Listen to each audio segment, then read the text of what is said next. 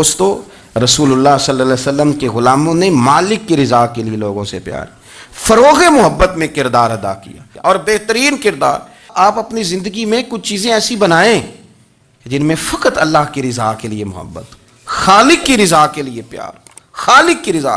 آپ یقین کریں اگر تھوڑا تھوڑا کر کے ہم اس محبت کو فروغ دیں نا اپنے دلوں میں، تو بہت سارے بادل چھٹیں گے۔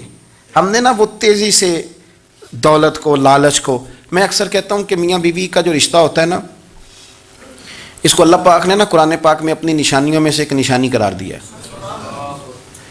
ان دونوں کی وجہ سے گھر چلنا ہے، بچوں کی پرورش ہونی ہے، نظام زندگی۔ آپ گھر سکون کے لیے جاتے ہیں، اطمینان کے لیے۔ آپ اپنے گھر کے اندر جیسے بھی ہوں آپ کہتے ہیں یہاں مجھے کوئی پریشانی، یہ میرا اپنا بیڈ ہے، اپنا بستر ہے۔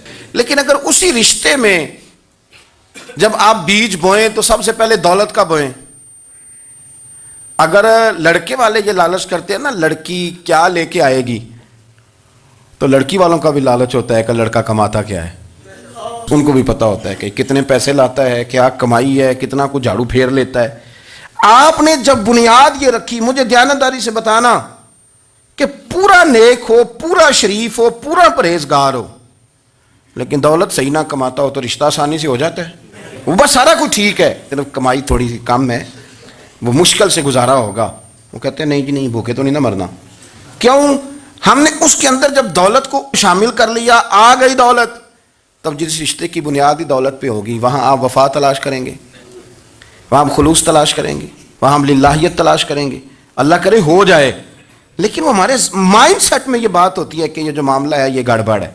اگر رضا الہی مقصود ہو، اگر اللہ کی رضا مقصود ہو، حضرت فاطمہ بنت قیس ایک صحابیاں تھیں، انہیں طلاق ہو گئی، ان کے لیے دو رشتے آئے، ایک حضرت عبد الرحمن ابن عوف کا مالدار ترین آدمی تھے، اور ایک حضور کے غلام تھے، وہ بڑے غریب تھے، مسکین تھے۔ ان کے والدین کی خواہش تھی کہ عبد الرحمن ابن عوف سے شادی ہو جائے، وہ بھی تو بڑے نیک ہیں، پارسا ہیں، عشرہ مبشرہ ہیں۔ حضرت فاطمہ بنت قیس نے کسی بندے کی ڈیوٹی لگائی، کہنے لگی پتہ کرو نبی پاک کی رضا کیا ہے، حضور کی رضا کدھر ہے، تو پتہ چلا حضور کی خواہش غریب کی طرف ہے۔ تو وہ خاتون اپنے ماں باپ کو کہنے لگی میرا نا اس غریب سے رشتہ کرا دو۔ ہم نے کہا پتر بیٹیوں کے بارے میں ماں باپ بڑے احساس ہوتے ہیں، ہم چاہتے ہیں کہ عبد الرحمن ابن عوف مالدار ہے تو وہ بھی تو نیک ہے نا، حضور نے دنیا میں جنت کی بشارت دی، اور ان کا بڑا اعزاز ہے، حضور نے ان کے پیچھے نماز پڑھی، بڑا مرتبہ بڑا مقام والا صحابی ہے، وہ تو غریب آدمی ہے، اور پھر حضور نے حکم تو نہیں نہ دیا، خواہش کا اظہار کیا ہے۔ اس بی بی کے جملے بڑے شاندار ہیں، کہنے لگی آپ مجھے اللہ کی رضا کے لیے نا میرے نبی کے حوالے کر دیں، مجھے امید ہے اللہ رسول مجھے کبھی ضائع نہیں فرمائیں گے، مجھے حوالے کریں رسول کائنات۔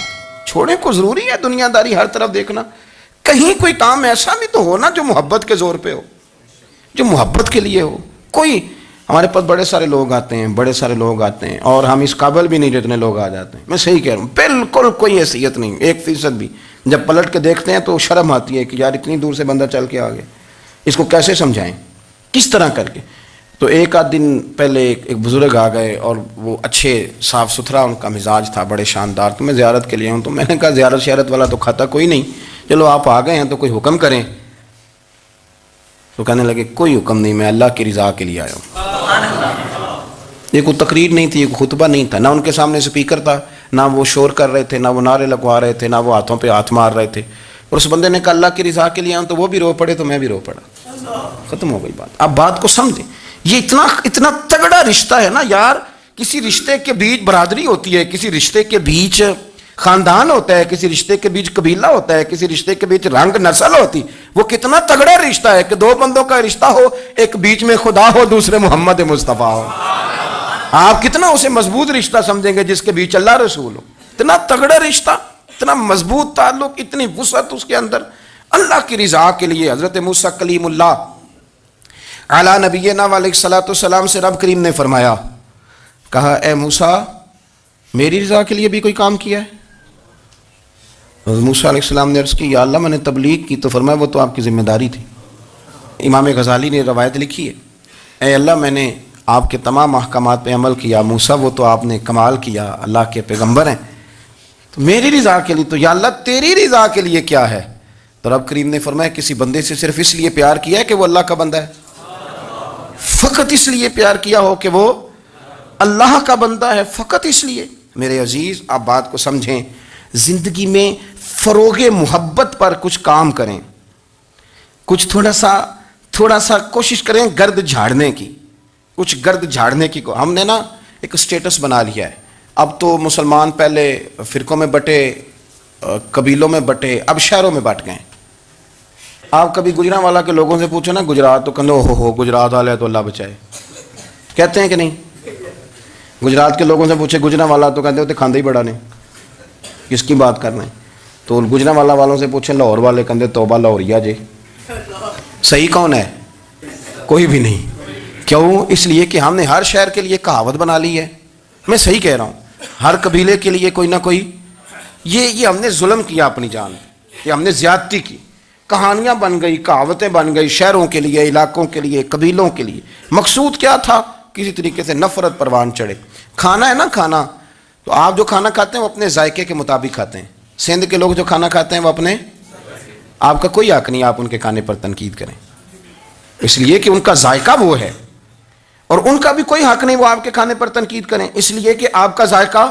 لیکن طنز کرتے ہیں، جو بات سمجھانا چاہتا ہوں وہ یہ ہے کہ ہم طنز کرتے ہیں، تنقید کرتے ہیں، تضحیک آمیز لہجہ ہمارا ہوتا ہے، اس لہجے کے اندر کمزوری ہوتی ہے، اس کے اندر اس طرح کی بناوٹ ہوتی ہے کہ محسوس ہوتا ہے کہ ہم سامنے والے کو بڑا نفرت کی نظر سے دیکھتے ہیں۔ یہ رویہ کبھی اختیار نہ کریں، اپنی زندگی میں کوشش کریں خلوص کے ساتھ، للہیت کے ساتھ۔ میرے نبی پاک علیہ وسلم نے صحابہ سے پوچھا تھا بتاؤ دین کی مضبوط گرہ کون سی ہے، مضبوط گرہ دین کی؟ تو ایک صحابی نے کہا یا رسول اللہ نماز، پانچوں وقت مسلمان جمع ہوتے ہیں، ایک دوسرے کا حال احوال پوچھتے ہیں، تو اس گرہ میں مسلمان بندے رہتے ہیں۔ حضور نے فرمایا تم نے بات ٹھیک کی پر میری مراد کو نہیں پہنچے۔ ایک صحابی نے عرض کی یا رسول اللہ صلی اللہ علیہ وسلم زکوٰۃ، امیر غریب کو زکوٰۃ دیتا ہے تو دونوں کا رشتہ مضبوط ہو جاتا ہے، تو یہ بہت بڑی گرہ ہے۔ تو حضور نے فرمایا بات تمہاری ٹھیک ہے پر تم میری مراد کو نہیں پہنچے۔ تو تیسرے نے عرض کی حضور حج، مختلف رنگوں کے، قبیلوں کے، نسلوں کے، علاقوں کے لوگ آتے ہیں، ایک ہی لباس پہنتے ہیں، ایک ہی بولی بولتے ہیں، لبیک اللہم لبیک، تو یہ بہت بڑی مضبوط گرہ ہے۔ تو نبی پاک صلی اللہ علیہ وسلم نے فرمایا بات تمہاری ٹھیک ہے پر تم میری مراد کو نہیں پہنچے۔ تو صحابہ نے عرض کی حضور پھر آپ ہی بتا دیں کہ اسلام کی مضبوط گرہ کون سی ہے جس میں مسلمان جڑ جائیں گے؟ تو نبی پاک نے فرمایا مضبوط گرہ محبت ہے، اللہ کی رضا کے لیے پیار کرو، لوگوں سے پیار کرو۔ کوئی بندہ پھر تمہیں تلخ بھی ملے گا نا، تو تم چونکہ اس کے لیے نہیں کر رہے اللہ کے لیے کر رہے ہو، تو پھر تمہارے لیے سہنا بھی آسان ہو جائے گا، دیکھنا اور پرکھنا بھی آسان ہو جائے گا۔